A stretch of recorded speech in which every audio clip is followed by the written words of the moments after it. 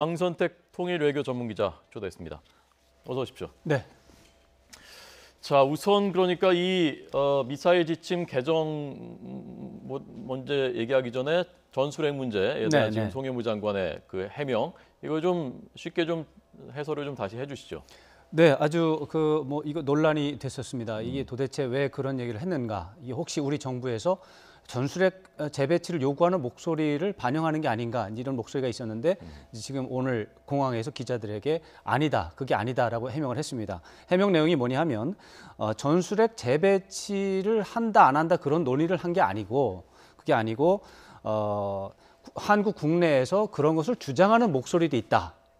그러면 그런 여론을 왜 전달을 했는가 하니까 확장 억제라고 하는 개념을 좀 더 강화를 해야 하는데 네네. 국내에서 이런 불안이 있고 그런 불안한 목소리 중에 전술핵 재배치를 하자는 논의까지 나오고 있는 실정이다라고 하는 그런 말을 하는 과정에서 그게 잠깐 부분적으로 나온 것이지 네. 전술핵 재배치를 논의를 하는 그런 상황은 절대로 아니고 네네.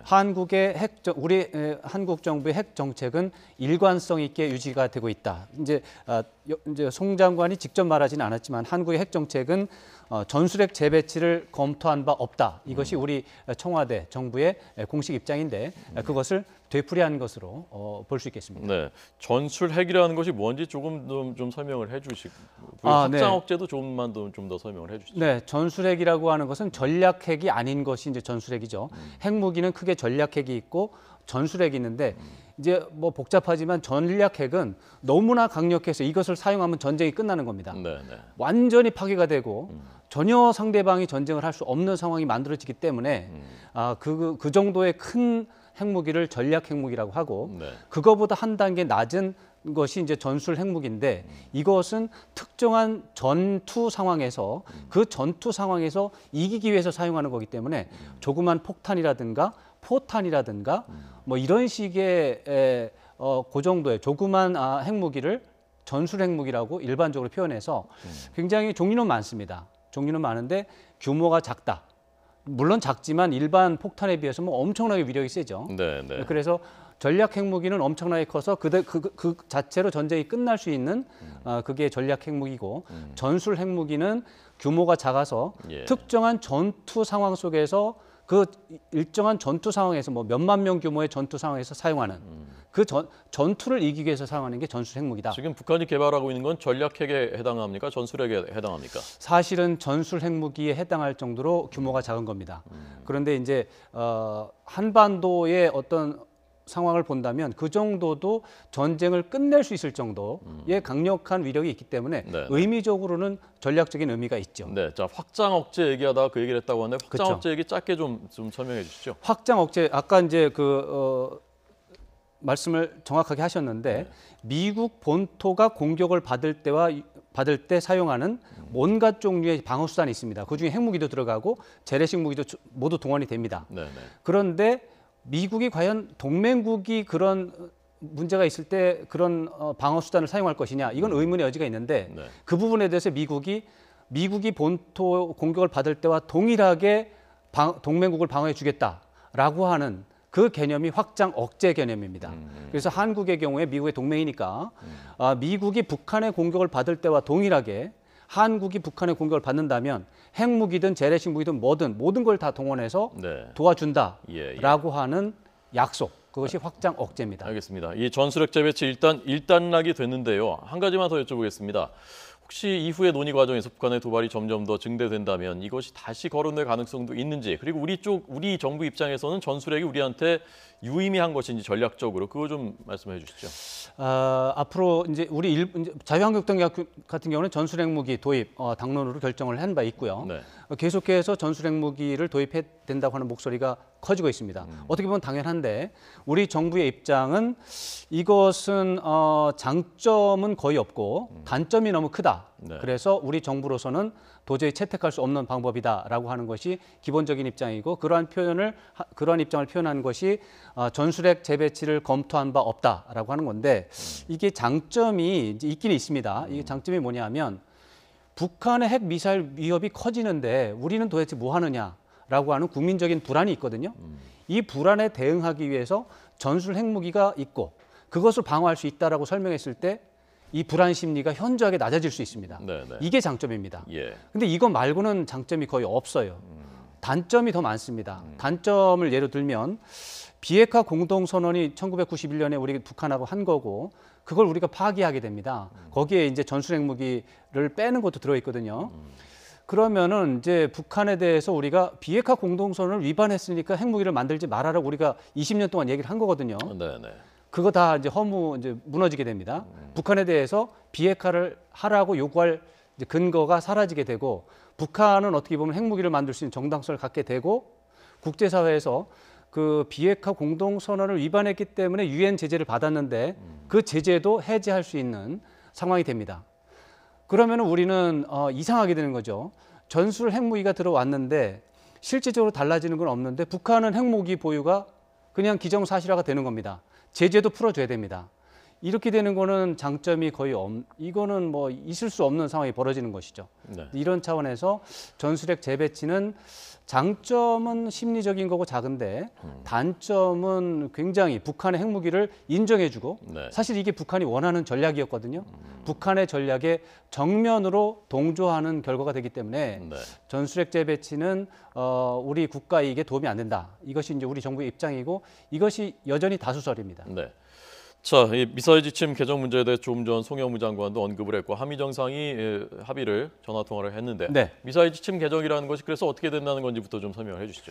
미사일 우리가 이제 북한의 미사일에 대비해서 우리 미사일을 이제 만들고는 있는데 지금까지 이 미사일이 나름대로 괜찮았다고 생각했는데 북한의 최근 미사일이 너무 강해지니까 네. 이래 가지고는 북한 미사일에 당해낼 수가 없다. 그래서 미사일을 더 세게 만들어야 된다. 했는데 우리 이제 현무 미사일이라고 해가지고 이제 가장 표준형이 500km 나가고 탄두 무기가 1톤짜리가 있습니다. 거기에서 이제 거리는 더 나가지만 탄두 무게는 좀 가볍게 하는 이제 2C 현무 2C 형태가 있는데 그거는 사거리가 800km 나가고 탄두는 좀 가벼워집니다. 그래서 500kg이 됩니다. 근데 이제 최근에 북한의 핵과 미사일 위협이 커지니까 이거 800km 나가도 탄두 무게가 500kg이면 이 지하 벙커 같은 거를 공격을 할 수가 없다. 거의 무용지물이니까 800km 나가면서 탄두도 1톤 이상으로 늘려야 된다라고는 요구가 있었기 때문에 그렇게 이제 고치자라고 제안을 한 건데 미국이 거기에 대해서 지금 순순히 협조를 한다는 그런 상황이고 그걸 다시 한번 확인을 했다는 거고 한미 정상도 거기 이제 합의가 됐고 네. 지금 송영무 장관도 그거를 확인을 하고 있습니다. 네, 네. 이렇게 되면은 우리의 현무 미사일의 위력이 이제 거리는 큰 차이가 없을 텐데 각각의 미사일의 탄두 무게가 2배 이상으로 커질 겁니다. 네네. 그래서 800km짜리는 현재 500kg인데 네. 1톤 이상으로 늘어날 거고요. 이렇게 되면은 지하 벙커를 공격하는 그 이제 탄두의 폭탄이 네. 훨씬 더 커지게 되는 것이죠. 예, 예. 예를 들어 지금 같은 경우는 뭐 한 5m 정도 지하 5m 정도를 뚫을 수 있다면 네. 1톤이라면 한 뭐 20m 이상 더 뚫을 수 있다. 네. 이런 식으로 되는 것이고 이제 300km짜리 이제 현무 2A가 있습니다. 이거는 지금도 탄두 중량이 2톤입니다. 2톤이기 때문에 상당히 폭탄이 큰 폭탄이 들어가거든요. 이게 3톤이나 4톤으로 더 커지는 겁니다. 네, 네. 이렇게 되면 이 친구는 뭐 30m, 30m 정도까지도 타격을 할 수 있지 않을까. 이러면은 북한의 북한은 대부분 이제 군사시설 지하화했기 때문에 네. 북한의 지하 시설을 상당 부분 공격하는데 도움이 된다. 네. 이렇게 우리가 생각을 할 수 있는 것이죠. 네. 그러니까 이 미사일 지침이라는 것이 한미가 합의해 놓은 미사일의 탄두 중량, 무게와 사거리를 거리와 중량, 예, 사거리를 탄두 중량. 예, 사거리를 정해 놓은 것인데 그렇죠. 그걸 이제 반비례해서 사거리가 늘어나면은 중량은 그만큼 줄어들게 되고 그걸 해놨는데 그 한계가 800km일 경우에 500kg이었는데 그게 1톤으로 늘어나게 될 것 같다라는 말씀이신 거죠? 그렇죠. 이제 미사일 지침 개정을 하자고는 합의를 했는데 네, 네. 구체적으로 뭐 몇 킬로미터인지 몇 킬로그램인지 몇 톤인지 이건 아직 합의가 안 합의는 됐고 됐지만, 네. 요거는 이제 SCM 10월에 열리거든요. SCM이 한미 연례 안보 협의회. 네. 한미 국방장관 연례 협의거든요. 여기에서 10월 10일쯤에 열리는데 여기에서 아마 최종적인 지침 개정 지침이 채택이 될 것 같습니다. 네. 자, 상식적인 의문인데요. 사거리 800km면은 우리 쪽 거의 남부 최남단 쪽에서 그렇죠. 쏴도 북한 거의 최북단까지 가던데. 그렇죠. 그럼 거기에 지하 벙커를 파괴하기 위해서는 탄두가 더 중량이 높아져야 된다는 건데. 그렇죠. 거기에도 그런 전략적인 지하 벙커 중요한 것들이 있습니까, 북한에? 당연하죠. 당연하죠. 북한의 경우가 이제 북한은 한미 연합군하고 전쟁을 해야 된다고 가정을 하고 있고 네. 한국이 사실은 뭐 상대긴 하지만 미국의 엄청난 무기가 있으니까 기본적으로 이제 방어 요새가 많죠. 그래서 백두산 근처, 특히 삼지연군이라고 하는 곳, 그 근처에 전쟁 지휘부가 설치될 것이다라는 전망이 많습니다. 김정은이 자주 가는 그 삼지연 얘기하시는 그렇죠. 거군요. 그 근처에 전쟁 지휘부가 설치돼 있을 것이다. 네. 그리고 지하 어느 정도 깊은지는 모릅니다. 그게 50m가 될 수 있고 뭐 100m가 될 수 있는데 네. 지하에 전쟁 지휘 본부가 있을 것이다. 이렇게 생각을 하니까 네. 우리 입장에서는 삼지연이나 자강도 그 어딘가에 지휘부가 있고 거기가 핵심 시설이기 때문에 거기를 격파할 수 있는 특히 지하 벙커를 격파할 수 있는 능력이 필요하다. 예, 이런 것이 굉장히 합리적이고 논리적인 추론이죠. 네. 자, 또 한 가지 그냥 일반인 입장에서 의문인데요. 우리가 한미 연합전력이지 않습니까? 네. 그러니까 우리 군의 미사일이 현무 투시 같은 것이 설령 그 탄두가 모자란다 하더라도 어차피 미군의 미사일이 있고 미군의 미사일이 쏠 수 있을 텐데 꼭 우리가 그 미사일을 가질 필요가 있는가 하는 또 의문을 갖게 되거든요. 그건 또 전혀 다른 문제네요. 네. 어느 나라든 자기 나라 방위는 또 자기가 하는 것이죠. 미국의 국가 이익과 전략이 또 미국의 입장이 다르고 또 한국은 또 한국의 입장이 또 다릅니다. 네. 그래서 사실은 그렇기 때문에 한미가 긴밀하게 협의하면서 계속해서 작전을 이제 협의를 하는 것인데 기본적으로 미국은 남북 통일 문제에 대해서는 우리보다는 열정이 적다 이렇게 봐야 됩니다. 그러니까 전쟁이 만약에 터진다면 우리 군의 핵심 목표는 북한을 통합하는 것이죠. 통일하는 게 우리의 목표가 되는 것이죠. 그렇기 때문에 우리는 무리를 해서라도 남북 통일을 전쟁이 나면 하겠다라고 하는 게 이제 당연히 우리의 이제 목표가 되겠는데 미군의 목표가 반드시 그거냐? 이거는 또 다른 문제가 있습니다. 그랬을 때 우리의 전략적 목표를 달성하기 위한 우리의 무기 체계가 또 필요한 것이죠. 그런 차원에서 우리의 입장과 미국의 입장은 또 다를 수가 있습니다. 네, 실제로 미사일 지침이라고 하는 것은 미국의 전략적 입장과 한국의 전략적 입장이 다르기 때문에 네. 그 문서를 규정해내온 타협의 절충안입니다. 그게. 네. 자, 그러면 또 한 가지 상식적인 네. 의미인데요. 왜 우리가 우리 미사일 사거리하고 탄두 중량을 한미 간에 합의를 해서 미사일 지침 또는 미사일 협정 이렇게 미국이랑 합의를 해서 정해야 되는 것인지 그 역사를 좀 설명해 그게 주시죠. 이제 역사가 있습니다. 네네. 이제 1970년대 한미 관계가 대단히 나빴습니다.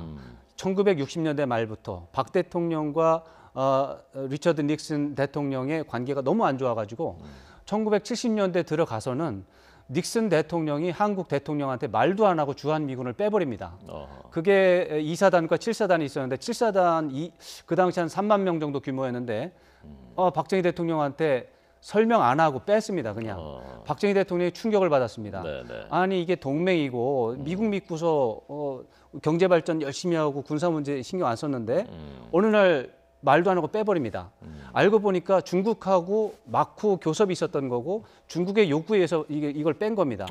충격을 심하게 받으셔서 예. 박정희 대통령이 자주국방 해야 된다. 네. 그래서 1970년대 초부터 이제 자주국방으로 들어갔습니다.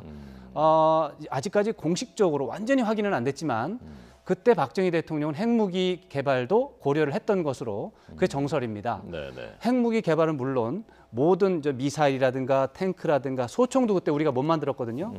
그래서 그때 자주국방을 하는 와중에 네네. 미사일도 만들기 시작했어요. 예.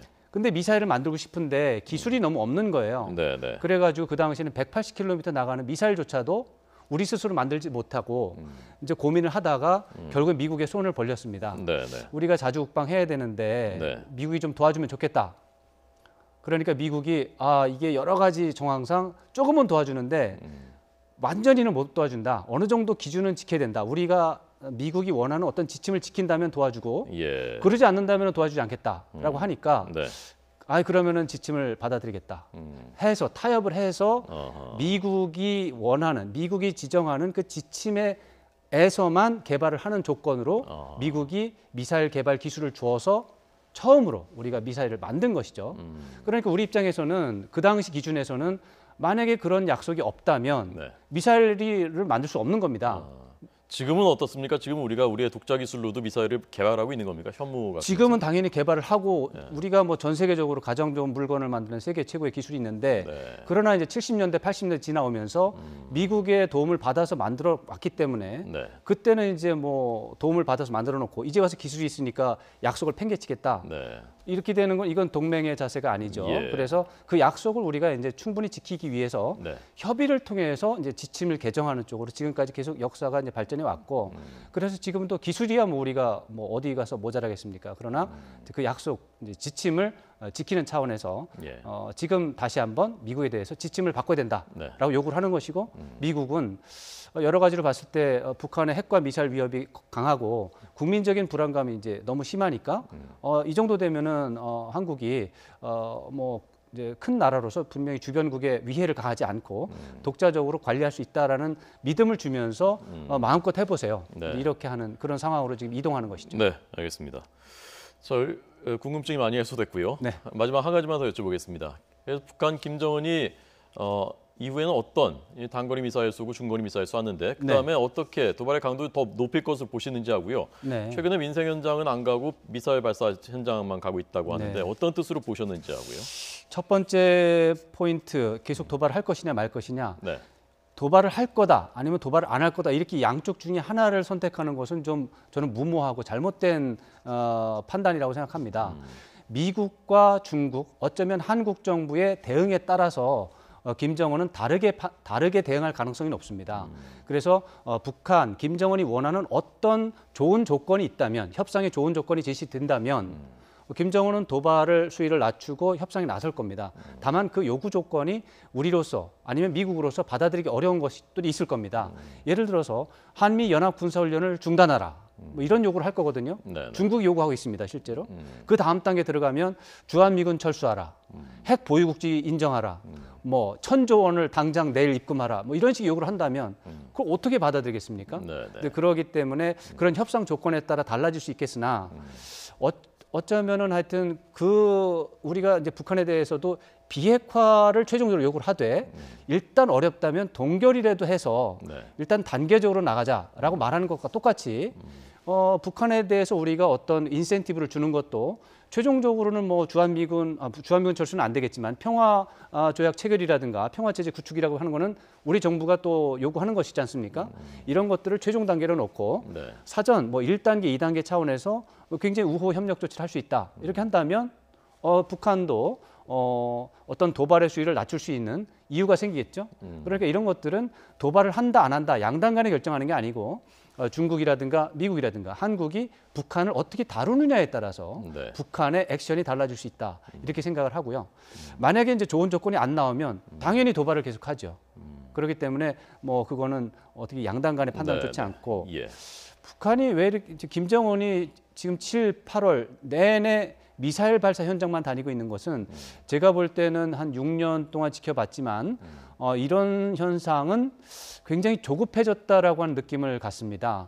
민생 현장 시찰이라고 하는 것은 북한 내부 정치에서 굉장히 중요한 부분이거든요. 김정은이도 그렇고 김정일 국방위원장도 그렇고 김일성도 그렇고 북한 주민들과 일체감을 갖는 민생을 굉장히 보살피는 이런 이미지, 애민 정치 이미지는 북한의 권력의 정당성의 핵심 포인트 중에 하나입니다.